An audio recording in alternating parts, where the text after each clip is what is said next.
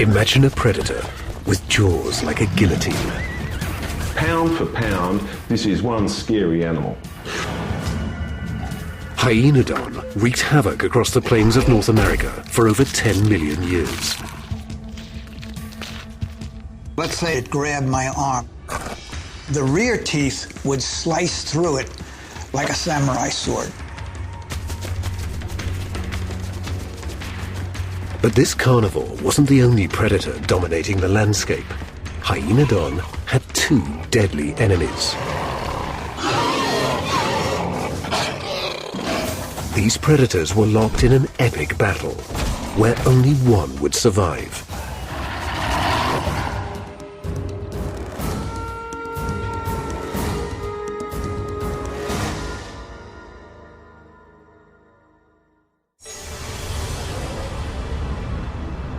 "32 million years ago, as the Oligocene epoch began, the environment of planet Earth was very different from today. Warmer temperatures meant no polar ice caps. So a place like Antarctica was a lush pine forest. But then, the climate began to change. North American temperatures dropped.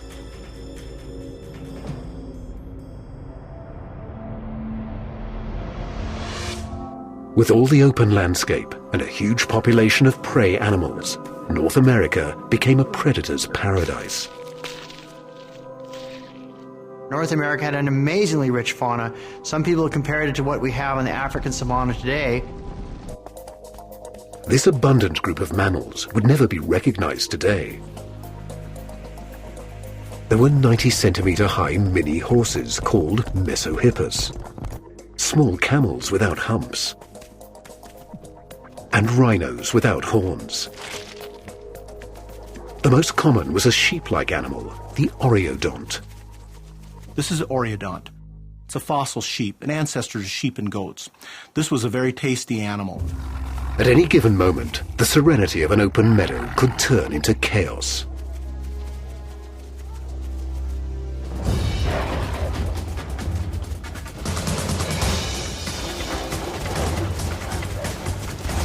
The architect of this mayhem was the top predator of its time, Hyaenodon. This is Hyaenodon horridus, the biggest and baddest animal that lived in the Oligocene Badlands. It was king of the Badlands. This creature had a massive head, perched on a stout body. It was much larger than most of the animals it hunted.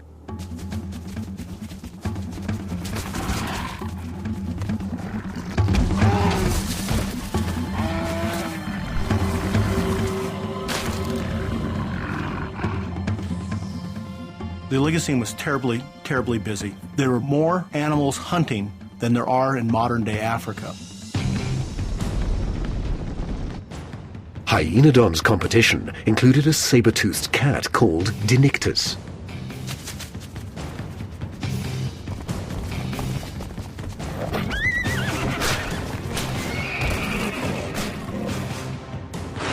But the most bizarre was an aggressive pig-like creature with a nasty attitude, the Entelodont.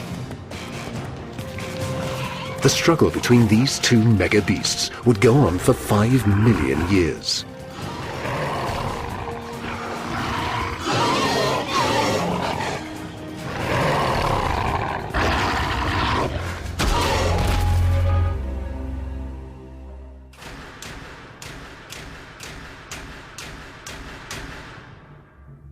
Paleontologists marvel at Hyaenodon's amazing characteristics.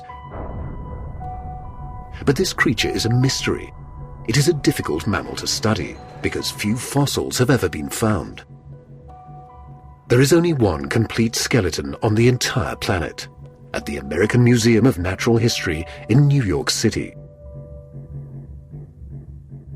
Only when you have a fully mounted one like this do you have an idea of what this thing really looked like. Dr. Jim Millett is a world-renowned expert on Hyaenodon. He has been studying the beast for over 30 years.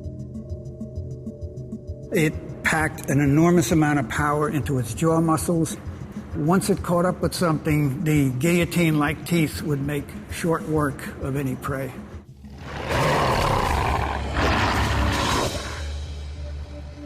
In laboratories across America, experts are examining this elusive predator. Fossils are rare, but finding a top-end carnivore is even more difficult. Carnivores are very, very rare because there are very few of them living at any one time. With very little fossil evidence, scientists have to piece this puzzle together, literally one bone at a time.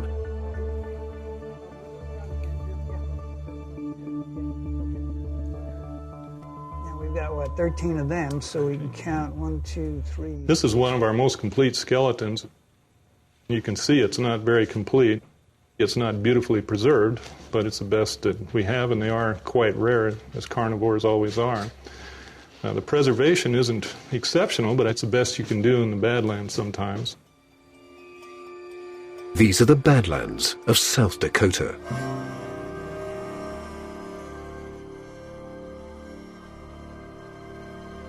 Here, the volcanic soil contains a goldmine of fossil evidence because of the dense population of prehistoric animals that once lived in this area. These dry river and lake beds reveal extreme events of nature where a flash flood might have surprised and killed thousands of animals. A layer of mud then preserved their bones for millions of years.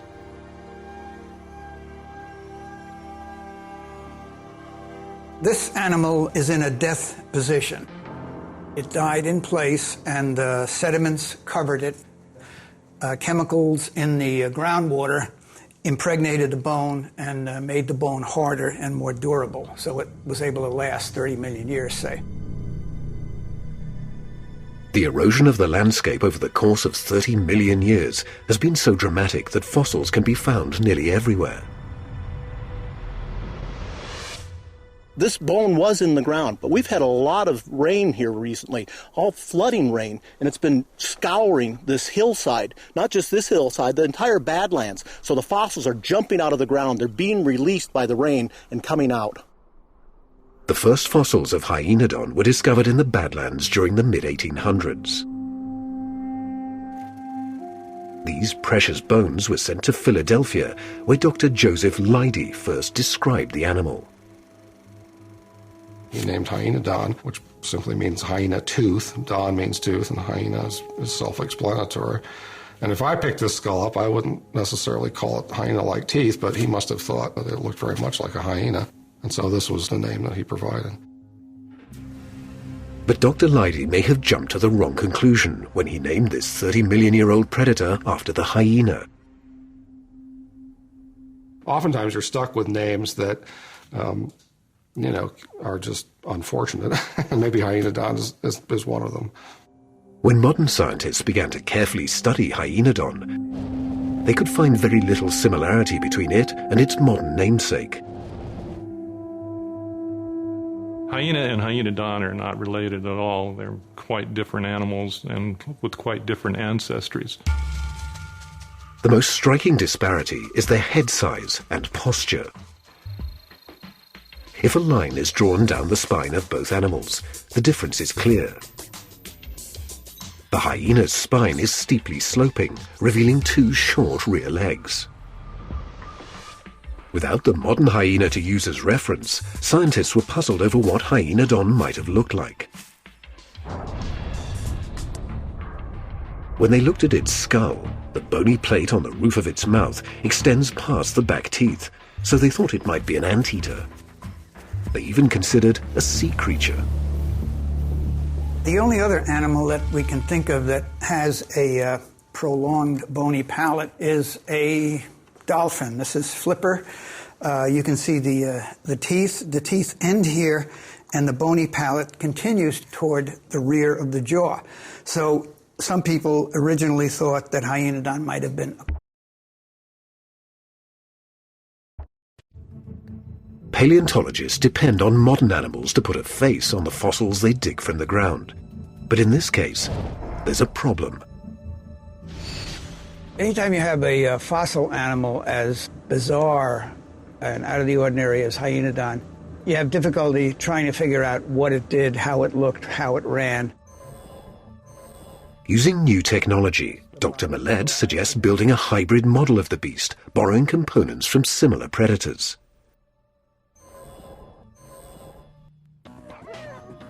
They start with the wolf, an animal with the same stance and dog-like behaviors as the Hyenodon. Take the skull from a Hyenodon and take the head off the wolf. The wolf has much longer legs, which allow it to run faster. They have to shorten the legs to match the size and stance of a Hyenodon. Now that looks really bizarre. The skull looks so huge, it looks as if the animal were standing there, the head would tip it forward. The wolf body is too small for the Hyenodon's head, so Dr. Millett chooses a prehistoric predator as a model for Hyenodon's body type, the saber-toothed cat. Saber-toothed cats are much more heavily built. When they did their attacks on larger prey, they were almost bear-like in the way they would run on something. The saber-toothed body fits much better with the head of Hyenodon, except for the shoulder muscles, meaning that the cat's front legs were much stronger than Hyenodon's. Can you eliminate the high bump? Sure, let me just paint those down here. Can you reduce the size of the limb muscles? Reducing the cat's leg muscles brings the model very close to Hyenodon. But there's one last adjustment, the tail length. So if you can take the tail and make it about twice as long. Now we've got an animal that looks like a real critter. That's really good. Hyenodon was more like a big cat than a wolf, because it needed a bulky body for its large head. It ran on short, muscular legs that could quickly accelerate, but also had the power to cover long distances.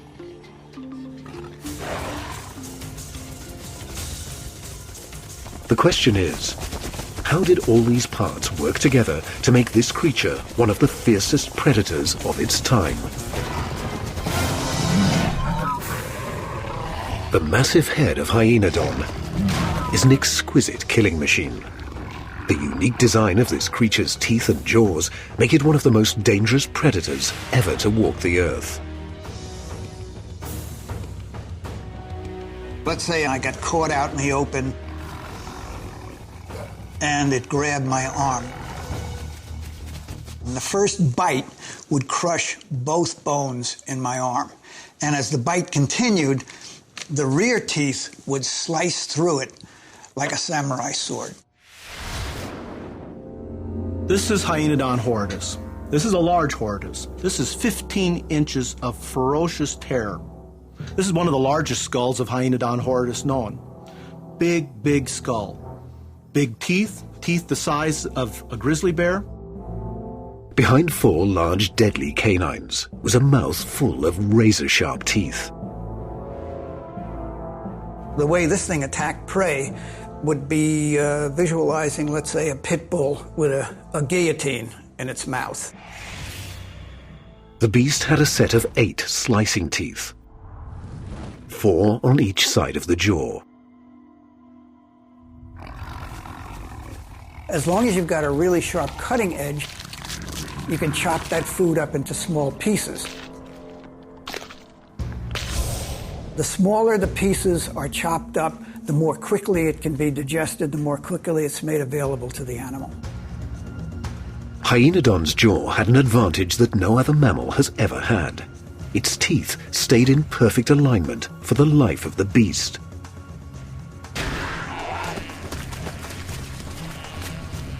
For most other predators, their teeth wear down to nubs as they get older, so they can't slice up meat. When they can no longer process food, they starve to death.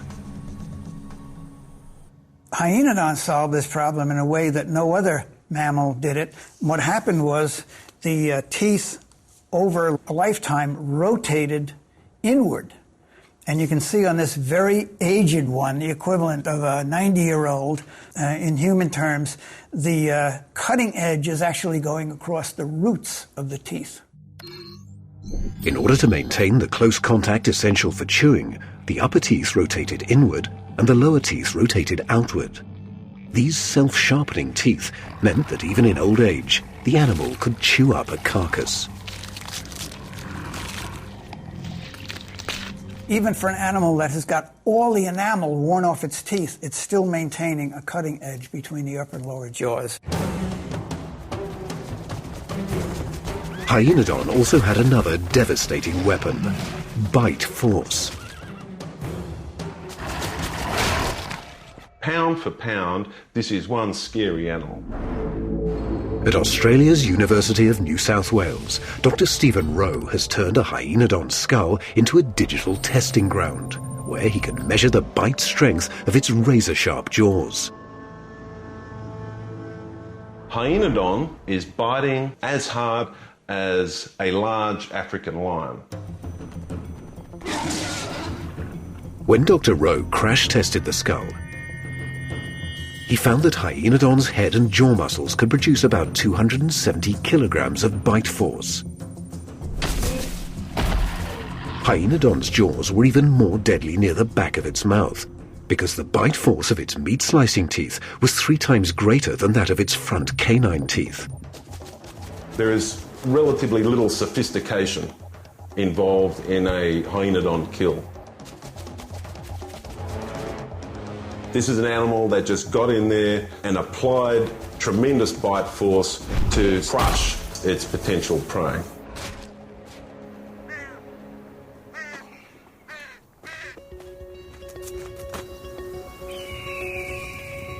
Paleontologists like Jaff Boyce have spent years searching the Badlands, sifting for evidence of predation from the Oligocene epoch.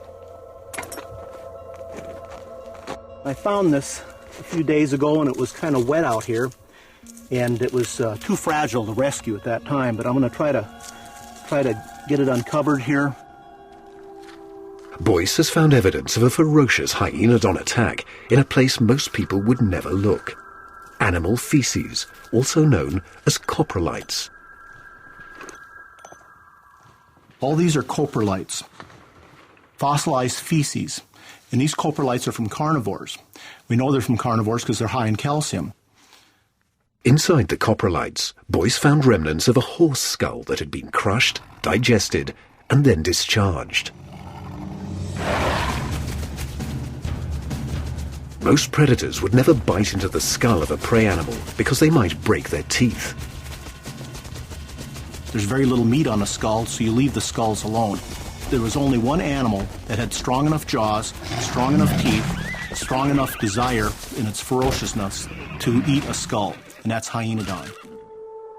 The smoking gun was the 30-million-year-old front incisor tooth that was still completely intact. You can see how the teeth are the same shape.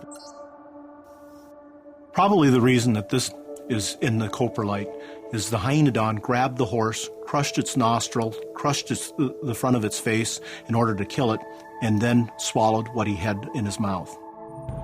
Hyaenodon's mouth opened wide enough to fit around a prey animal's skull, so it could crush it in one bite. Years of field research have helped establish the sheer strength of Hyaenodon, but its intelligence is less well understood. Such a huge head could indicate Hyaenodon had plenty of space for a large brain. Now, with CAT scan technology, Dr. Larry Whitmer can look inside the skull of Hyaenodon and gain an extraordinary view of this animal as if it was still alive. But after 30 million years, the skull has fossilized into rock, making it difficult to distinguish the true size and shape of the brain cavity. The biggest problem we have is we don't really know what we're supposed to find. This is the first time we've ever CAT scanned Hyaenodon, so we don't really know what to expect.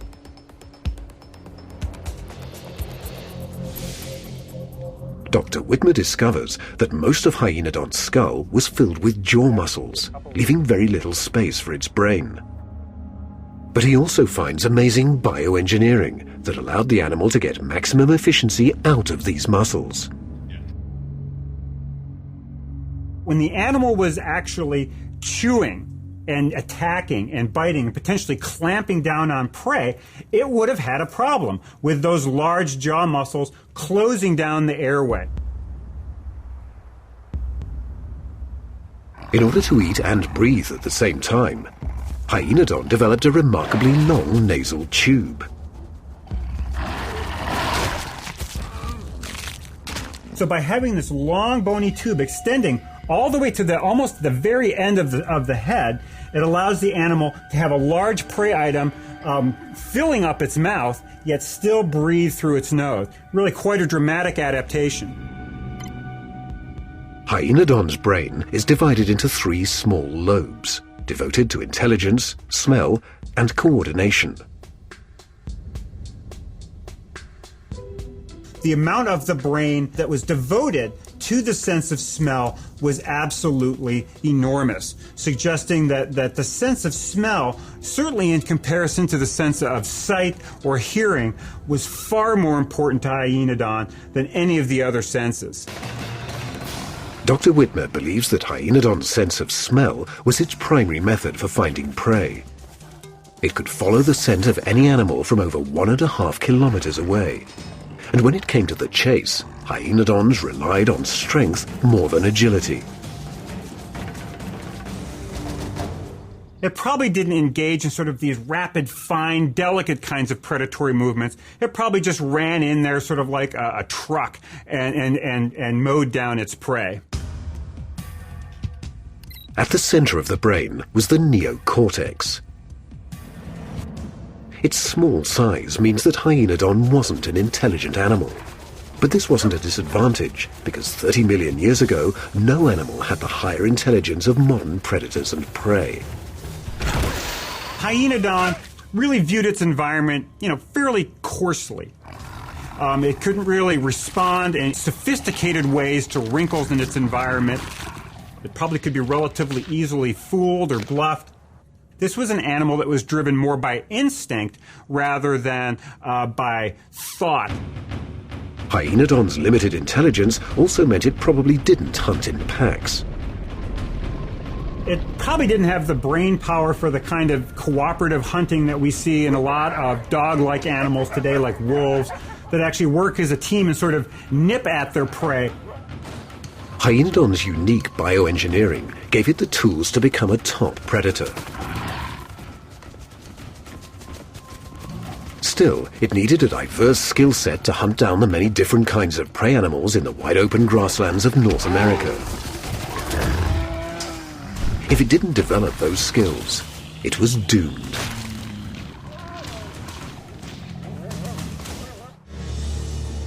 "30 million years ago, North America's Great Plains were like a well-stocked supermarket for a carnivore like Hyaenodon.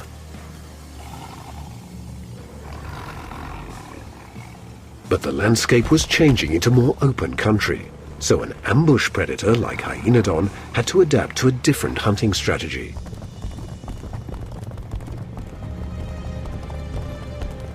There was one place where its razor jaws could get close enough to surprise and kill prey: a watering hole. In South Dakota's Badlands, paleontologists discovered an ancient watering hole that was the perfect fast food stand for an ambush predator like Hyaenodon. So since 1993, we've found approximately between 8,000 and 10,000 bones, which is a staggering number, especially for a quarry of this size. This collection of bones is solid evidence of the large number of animals that were killed and eaten here. Obviously, we can equate this to something that would happen like in Africa today. Everybody's got a drink. The predators know it, so they just sit and wait for easy kills, and that's probably what happened here. Water holes were a popular place for Hyaenodon to hang out, especially if there was any type of vegetation, where it would allow it to have some cover to get close enough to within a few yards of a horse while it's drinking. But the horse that Hyaenodon hunted was nothing like the horses we know today. This horse in front of me is known as Myohippus. It's one of the earlier horses from North America. Horses actually started out even half this big, but by the time of the big Badlands, this is the common horse you see. The Mesohippus was about 1/3 of the size of a modern-day horse, but still a very fast runner. An animal like this, Mesohippus or Myohippus horse like this, has no real defenses against a predator. So it would have to rely on being able to outrun and outjump anything that was chasing it. One of the biggest challenges Hyaenodon would have had would have been a race against horses if it was trying to chase down, run down that prey and catch it. Many experts believe that Hyaenodon's short-legged body wasn't fast enough to catch a Mesohippus, unless it could ambush the fleet-footed horse. Dr. Jim Millett disagrees with this theory. He's designed a demonstration to test the speed of a short-legged pit bull, a modern animal similar in build to the Hyaenodon. The only way we can collect data is from modern animals, and then we draw inferences about what the fossil forms were capable of doing. The physics don't lie. If the limb dimensions are going to be the same and the musculature is approximately the same, they're going to move at about the same rate when you compare one short-limbed animal to another. The key measurement runs from the knee of the dog down to the ground. That's the part of the limb that really controls speed. Now, typically, dogs with short legs are going to run relatively slowly, but I'm willing to bet this dog makes up for it because it has powerful musculature. We have the power on. I'm going to aim it. Dr. Millett will use a radar gun and track the dog's speed. All right, radar gun is hot. Come on, Pepper! Come on, come on, come on, come on! Come on, come on, come on, come on! Come on, come on, come on, come on! Good boy! 36. We got 36 miles an hour, which is 6 miles an hour faster than a horse. I was astounded when the pit bull came up 36 miles an hour on the radar gun. He was only accelerating a relatively short distance, but he got up to speed very quickly. This is an animal with relatively short legs that's capable of running really fast. The Hyaenodon skull would be twice as long as this animal, but I think the Hyaenodon would run in about the same range, 35, 36 miles an hour, and catch prey relatively easily. But horses were not the only fleet-footed item on the menu. There were also camels. These small relatives of today's African variety were a staple of Hyaenodon's diet. There actually are places in the Badlands where we have assemblages of camel bones that may have been eaten by Hyaenodon. Camels were faster than horses.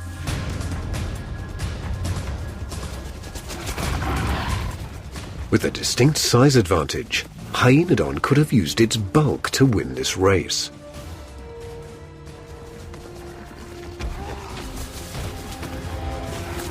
It would be relatively easy for Hyaenodon to get up parallel to it and just lunge into it. Once you got it on the ground, it's all over. With so many different animals on the landscape, Hyaenodon had to constantly change its hunting strategy. The ability to catch a horse is going to be different from catching an oreodont, is going to be different from going after a rhino. The hornless rhino was the biggest creature that Hyaenodon tangled with, and the biggest challenge.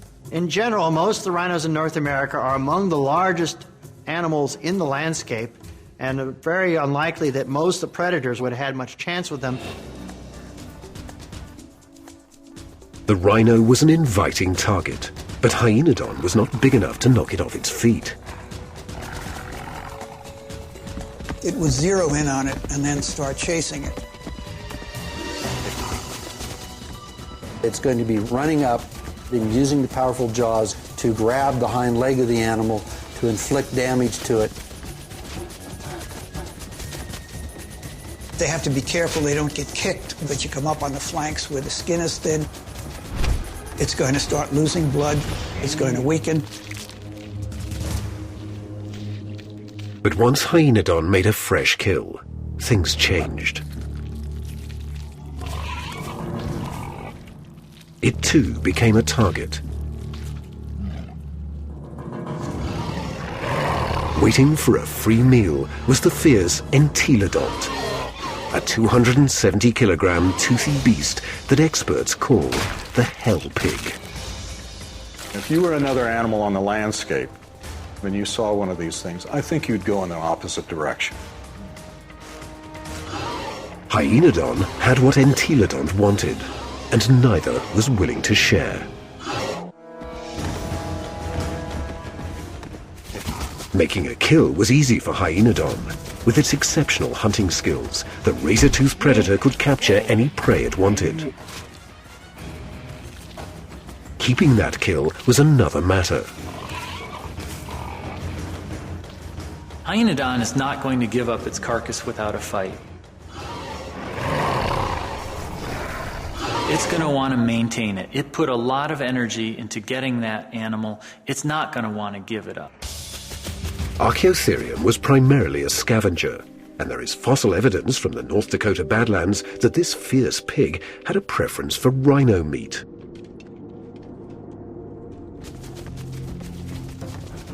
So when the Hyaenodon killed a rhino, it was at risk.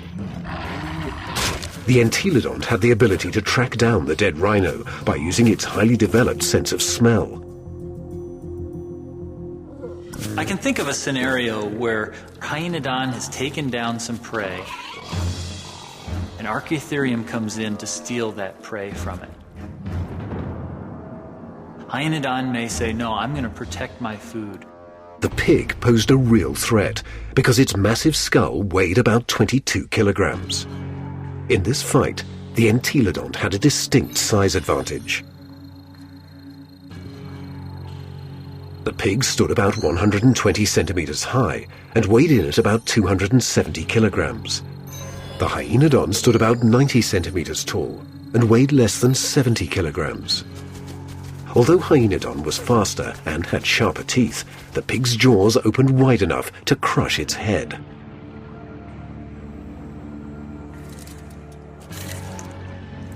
Dr. Millett has found fossil evidence of a broken shoulder bone from a Hyaenodon that may have resulted from a battle with an Entelodont. It's broken right across here, and the shoulder blade, the scapula, has shortened about 30%. Dr. Millett theorizes that there is only one animal that could have inflicted this kind of damage on Hyaenodon.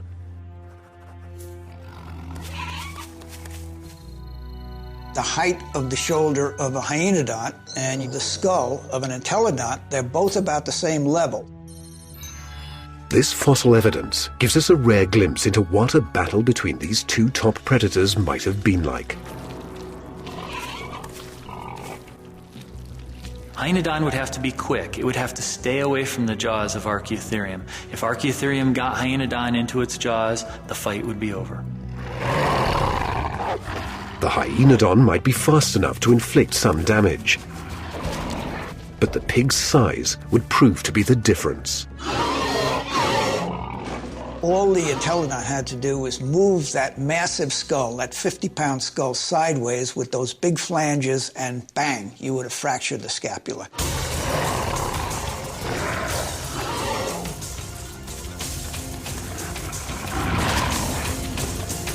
In this particular fight, it looks like the Hyaenodon barely escaped with its life. The shoulder blade was broken, and the animal could still move with a pronounced limp. Both scientists agree that the Hyaenodon didn't have the weaponry to hold off a hungry Entelodont. But other fossil evidence shows that Hyaenodon wasn't afraid to hunt juvenile pigs.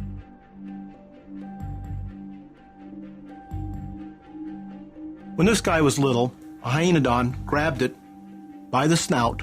You can see the scar here where the bone is healed. There's one on the other side, upper jaw on the front here, lower jaw on the back. Grabbed this Entelodon by the snout and shook it, but didn't kill it. Since Boyce's skull is from an adult, it means the young Entelodont survived the brutal attack.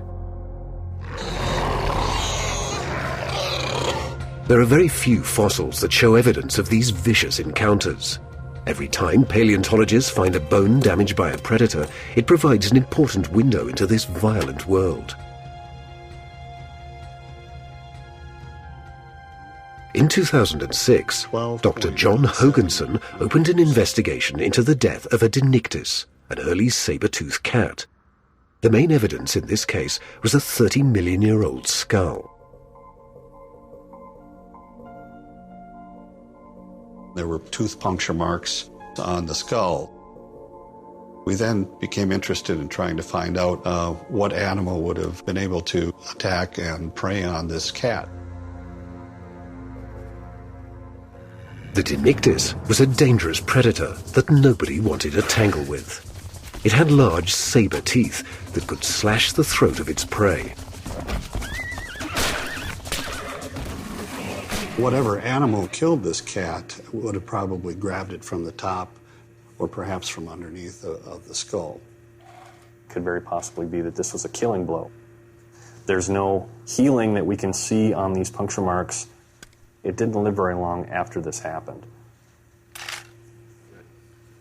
Dr. Hoganson brought the cat skull to Dr. Jim Martin at the School of Mines in Rapid City, South Dakota, so they could try and match up the teeth marks with the wide array of predators in the collection. Within a short time, 2 of the main suspects are eliminated. Here's the Entelodon. It's just the teeth are way too big, yeah. Let's eliminate that. Let's check this other Denictus out and see if it's intraspecific competition here. We were thinking that another cat of the same species, another Denictus, had actually killed this animal. So I was envisioning some kind of real major cat fight that took place. The cat's saber teeth don't match up with the width of the puncture wounds on the skull. With another suspect eliminated, they turn their attention to Hyenodon. Well, these punctures really do match up with the teeth on Hyenodon. All 3 puncture holes line up with the canine teeth of Hyenodon. Somehow, the razor-toothed predator got the better of the cat.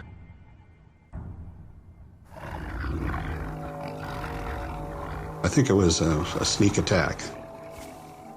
The Hyenodon probably surprised the cat.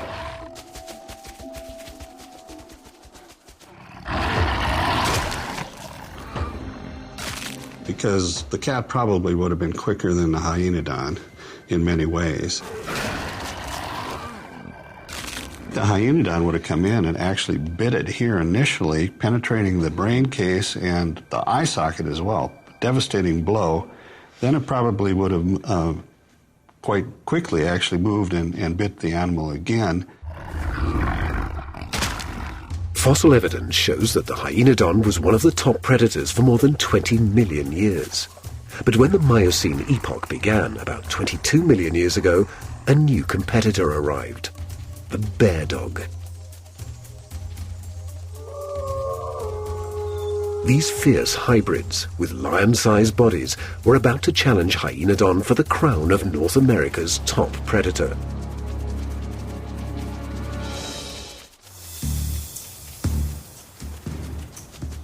About 20 million years ago, Hyenodon had evolved into its most dominant species ever, Horridus.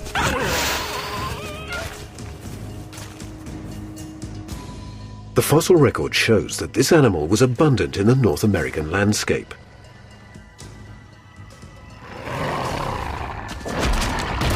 But life in the Miocene was becoming difficult for the guillotine-jawed beast. Numerous factors led to its demise, starting with climate change.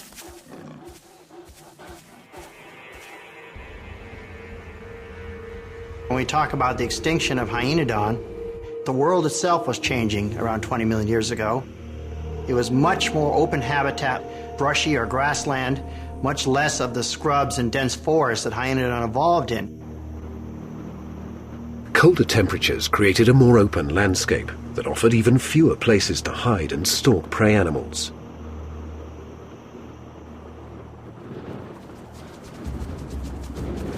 Not only was it harder to ambush, but after millions of years of evolution, the prey animals were getting bigger, and faster. By 20 million years ago, there are probably not many animals left that Hyaenodon could have caught. The camels, the horses, many of the groups of animals that had been in North America for a very long time were all becoming longer-legged and better runners and better adapted to outrunning all archaic predators like Hyaenodon. So these more advanced animals were able to run quicker than Hyaenodon without expending any more energy. And we think that that was one of the things that led to their extinction. If a predator has to exert more energy to catch a prey animal than it gets from eating the carcass, it suffers an energy loss, which decreases its ability to reproduce. If you produce fewer progeny one generation after another, you're going to become extinct. Another environmental factor was the transformation of the landscape into grasslands. This had a huge impact on oreodonts, one of Hyaenodon's main sources of food. The oreodont could not eat grass. If they started feeding on grass, their teeth would wear down. They would starve to death. The world around it was changing drastically, yet Hyaenodon didn't have the mental capacity to adapt. The one real challenging thing that we see with Hyaenodon is this part up here, the neocortex. They're so small in Hyaenodon that we would suggest that Hyaenodon was pretty much driven by instinct and stereotype behaviors. Many of the prey animals were rapidly evolving larger brains, while the Hyaenodon's brains stopped growing. As time progressed, it fell behind the intelligence curve. It's very possible that Hyaenodon, given its smaller brain size, did not have the mental capability of adjusting to changing behavior of the animals that were now running away from it, were recognizing it as a predator.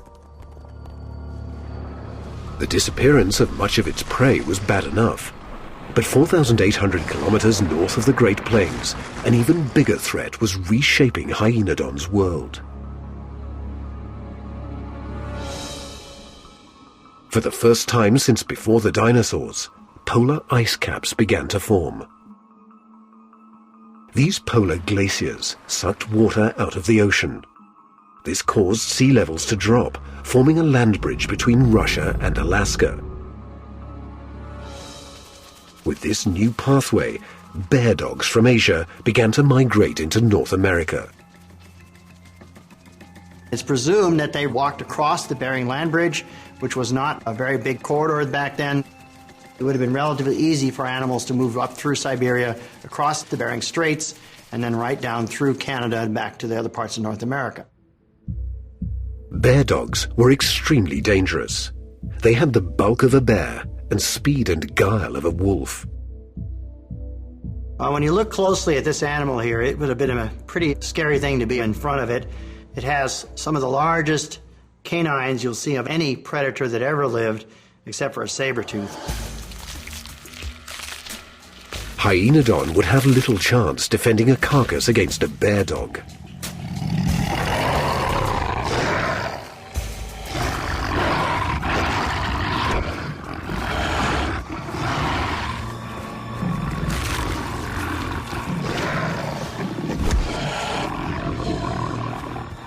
When you look at a large Hyaenodon like this one here, it is nowhere near as big as the biggest of these bear dogs. This big bear dog here is almost certainly capable of beating any Hyaenodon in a head-to-head battle. When it came to hunting, bear dogs quickly established their dominance. It's a much more sophisticated animal than any Hyaenodon, plus the fact that of a large size like this and a long stride length, this animal could have certainly covered ground a lot faster than the Hyaenodon. This animal was able to kill just about everything that lived in its time. Bear dogs were killing an abundance of prey, taking the food right out of Hyaenodon's mouth. The best Hyaenodon could hope for was to scavenge a few scraps after the bear dogs had finished eating. And this wouldn't have sustained its existence. we have something called the competitive exclusion principle, and it says that two species can't occupy the same ecologic niche at the same time. It's like having two McDonald's right next to one another on a street. They're only going to be drawing from the same customer base, and either they're going to have to merge or go out of business. As the bear dog population increased, it was the final nail in Hyenodon's coffin. Hyenodons went extinct right about the time these huge bear dogs appeared, so I think it's reasonable that these large, modernized, very fast, very effective predators drove Hyenodons to extinction. In essence, Hyenodon became obsolete. It outlived its own usefulness and was replaced by bigger, faster, and smarter carnivores, such as wolves and cats. Most species of mammal don't last more than 5 million years. The Hyenodon was able to survive for over 10 million years. This amazing beast was able to thrive and dominate using jaw power. The reason it ruled is these jaws. Hyenodon horridus had the strongest jaws of the animals of this time. Pound for pound, this animal has amazing bite force. Hyenodon is biting much harder than anything that's alive today. Hyenodon created a reign of terror by just using its head. It dominated with this one lethal weapon that could dispatch a prey animal within seconds. Its powerful, razor-sharp bite left a mark in history that will never be matched.